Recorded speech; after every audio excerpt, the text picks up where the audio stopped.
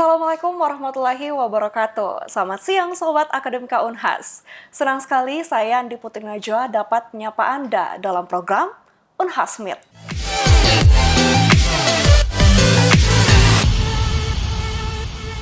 Kecantikan bukan berada pada raut wajah maupun kulit wajah.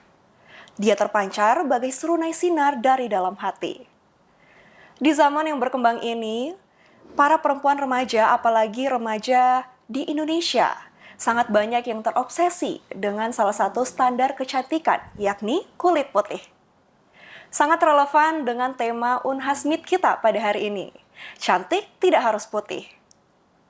Tentunya pada Unhas Meet kali ini saya sudah tidak sendiri, sudah bersama narasumber yang luar biasa, tentunya relevan juga dengan tema kita pada hari ini.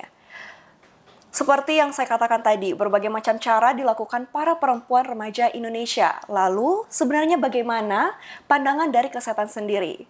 Saat ini saya sudah bersama dengan Dokter Cantik, Dr. Idrianti Idrus, SPDVI, Subspesialis Venerologi, MKes Fins Divi, VAA Divi. Selamat siang, Dokter. Selamat siang, Mbak Najwa.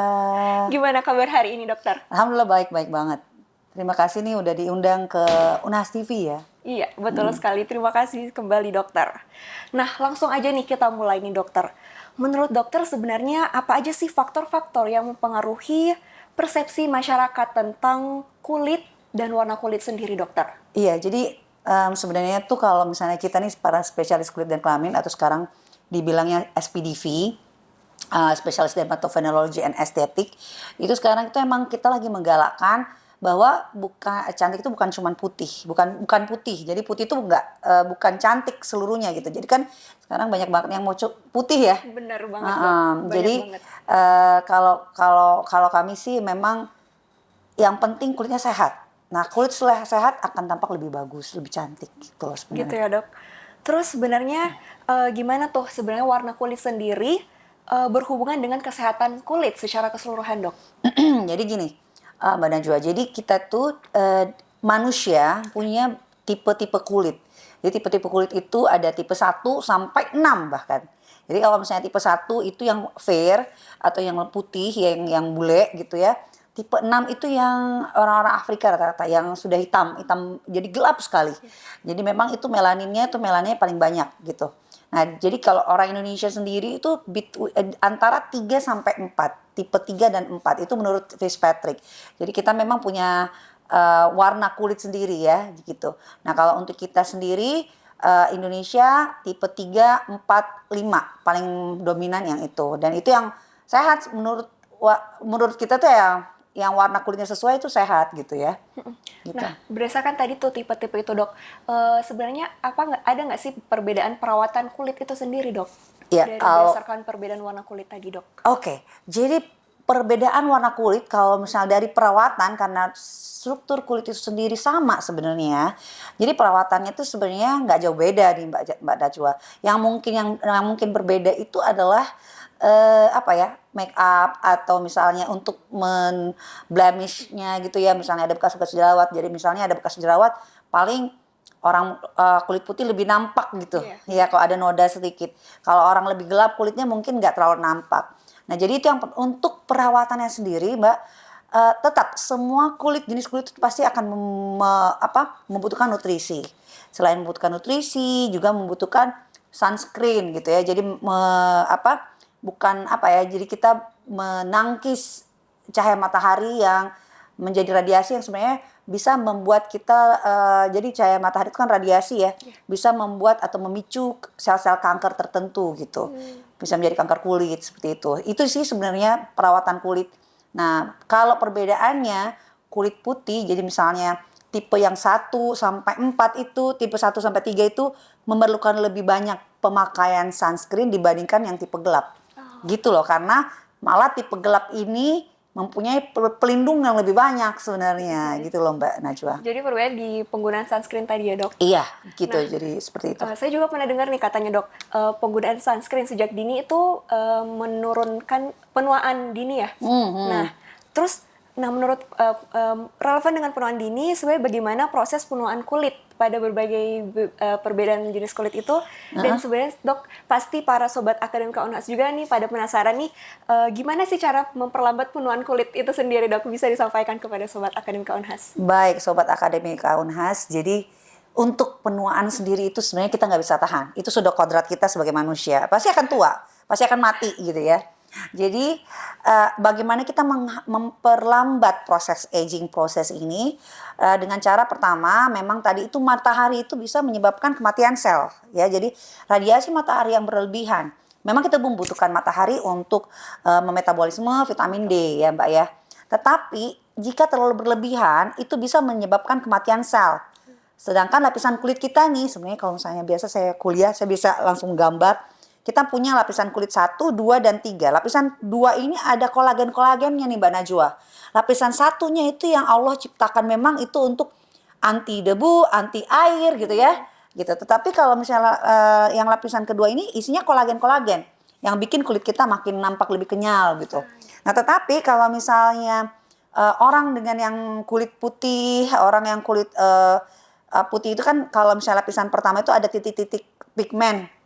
Kalau lapisan matahari masuk ini, dia akan makanya kita biasa kalau berenang tiba-tiba nampak lebih hitam ya Mbak ya. Benar-benar. Nah itu kenapa? Karena titik-titik pigmen itu membesar pada saat fungsinya memang itu melindungi kulit bagian bawah lapisan kedua. Oh gitu ya dok. Nah kenapa? Tapi orang kulit putih itu kadang tembus tuh.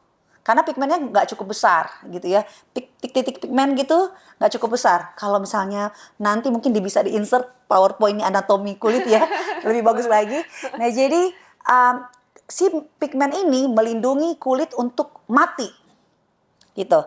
Nah proses penuaan ini bisa terjadi karena matahari, expose matahari berlebihan. Nah, makanya kalau kita lihat nih, orang Asia itu cenderung lebih awet muda dibandingkan orang bule. Iya, benar. Orang bule itu rata-rata seumuran saya, udah keriput, udah tua gitu, rata-rata ya. Jika dia tidak concern sama kulitnya. Kenapa? Karena nggak ada pigmennya tadi. Pigmennya tadi nggak melindungi kita gitu. Nggak melindungi dia. Karena jadi terjadi kerusakan kolagen yang di lapisan kedua itu Mbak sehingga menjadikan kulit jadi bergelombang. Ya itu namanya tipis nih yang lapisan keduanya. Bergelombang sehingga pada saat penampakan dari luar ini dia nampak seperti keriput gitu loh Mbak. Ya jadi nampak lebih keriput, nampak kulitnya sangat kusam gitu. Jadi kayak gitu. Jadi sebenarnya seharusnya kita patut berbangga dengan orang-orang yang kulitnya lebih gelap. Jika kita kulitnya lebih gelap ya, kita patut bangga sih gitu karena kita mempunyai proteksi yang lebih besar gitu. Jadi karena orang kulit putih lebih cenderung atau lebih cepat tua gitu sebenarnya Gitu, ya. Dok, ya. Kalau nggak dilindungi. Nah, kalau dari saran dokter sendiri, dokter spesialis kulit untuk merawat kulit nih agar tetap sehat dan cantik tanpa terobsesi dengan warna kulit tadi dok, Benar. ya kan? Iya, jadi kalau saran ya maksudnya. Oke, kalau bagi saya nih ya Mbak Najwa, untuk orang-orang Indonesia khususnya harus bangga sih sama kulit kita. Pertama karena kulit kita itu termasuk kulit-kulit yang fair yang cenderung mempunyai pigmen yang banyak. Sehingga kita, nah kalau untuk banyak sekali kasus-kasus nih Mbak, dia mau kulitnya putih. Iya. Pakailah krim abal-abal. Benar, itu banyak banget. Ya, kita bilangnya pelangi karena di sini putih, di sini kuning, di sini hitam gitu ya. Kemudian ada merah gitu-gitu kan. Jadi kita bilangnya pelangi. Nah, itu sebenarnya untuk membuat kulit putih menjadi lebih instan gitu, Mbak.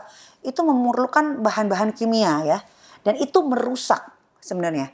Jadi saya sebenarnya mau himbau nih untuk yang membuat krim abal-abal bertobatlah sebelum masih ada waktunya ya. Kenapa? Karena dia merusak kulit orang dan potensi menjadi kanker kulit itu tinggi Mbak Najwa. Benar. Selain potensi menjadi kanker kulit tinggi dan juga dia berpotensi membuat kulit orang jadi lebih rusak. Jadi pasien saya banyak yang datang ke saya karena sudah terkena Pak dia mau putih, pakailah brand tertentu yang udah terkenal banget, tiba-tiba muncul jerawat, tiba-tiba muncul flek gitu. Karena memang pada dasarnya kan pigmennya dia kan besar ya. Iya. Dia mau kikis terus gitu. Sehingga dia menjadi putih. Nah, untuk pembentukan pigmen sendiri itu Mbak memerlukan suatu metabolisme. Jadi ada memang mekanismenya tertentu jadi terbentuknya pigmen. Nah, dia memakai krim ini untuk menunda pembentukan pigmen itu gitu ya. Jadilah dia nampak lebih tuh putih, tapi putihnya putih pucat gitu ya.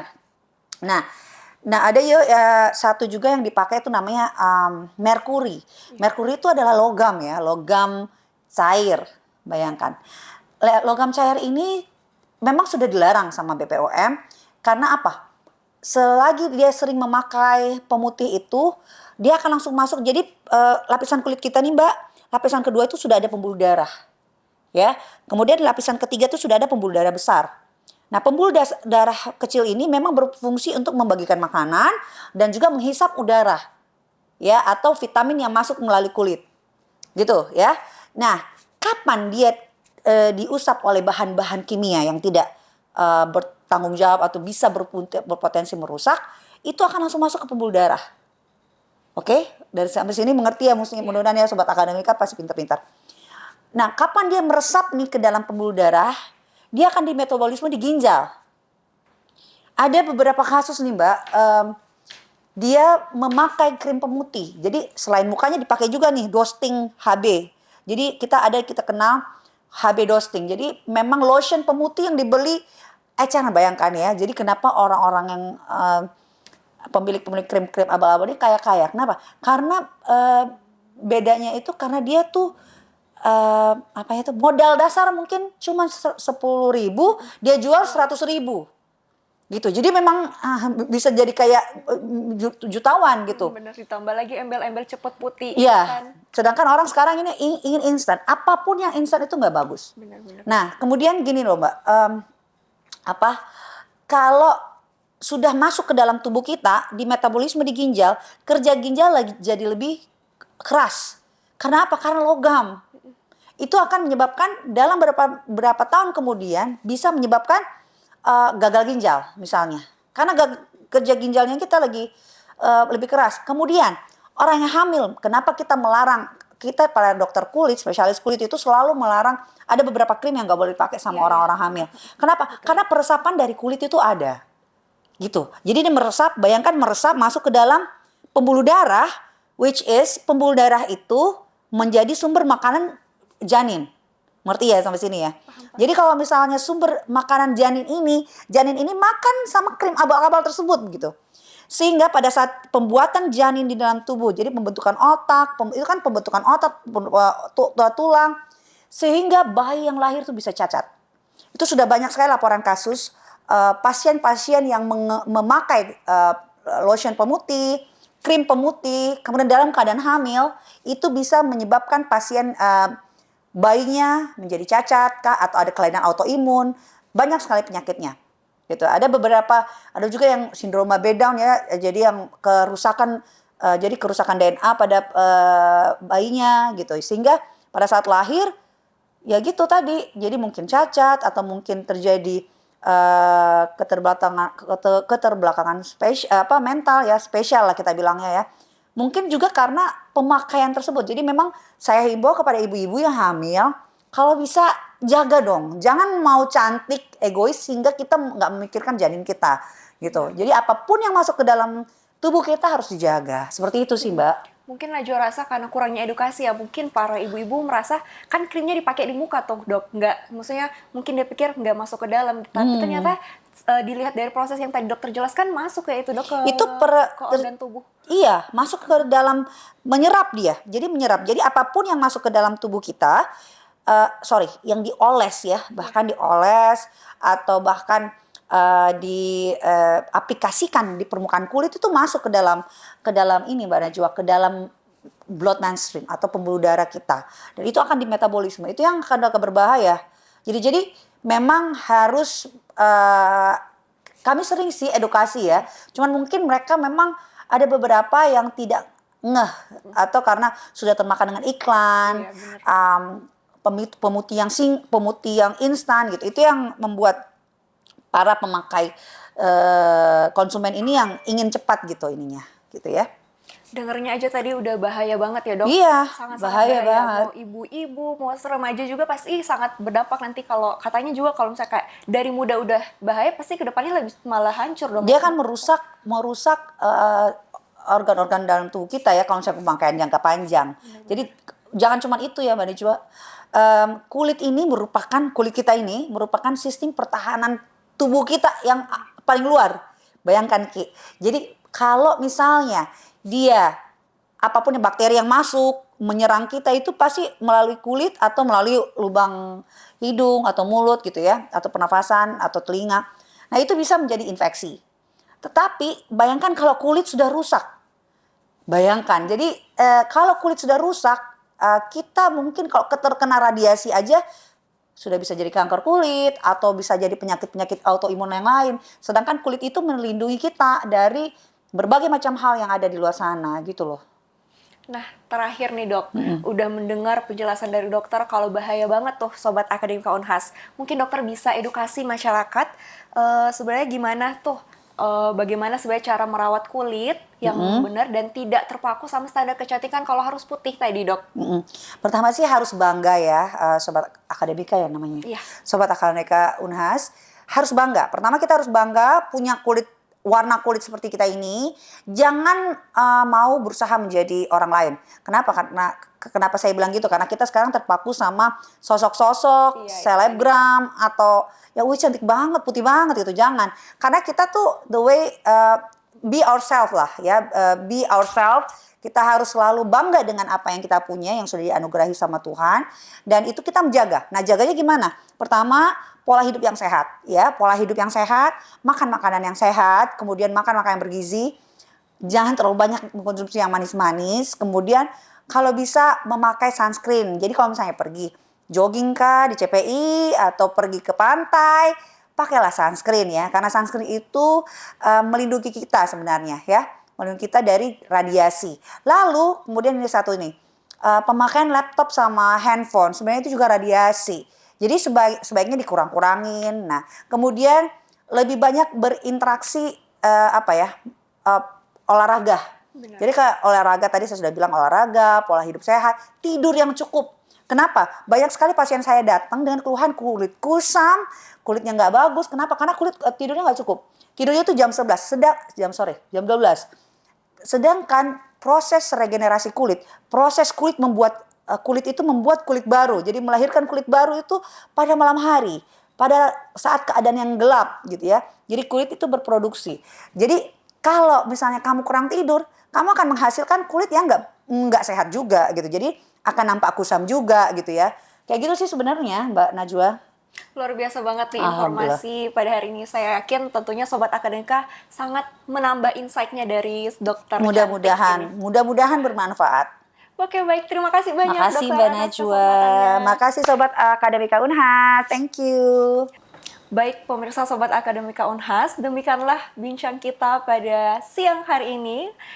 Semoga dapat menambah insight kita, tentunya kita dapat menjaga kesehatan kulit yang utama. Saya Andi Putri Najwa pamit undur diri dan sampai jumpa.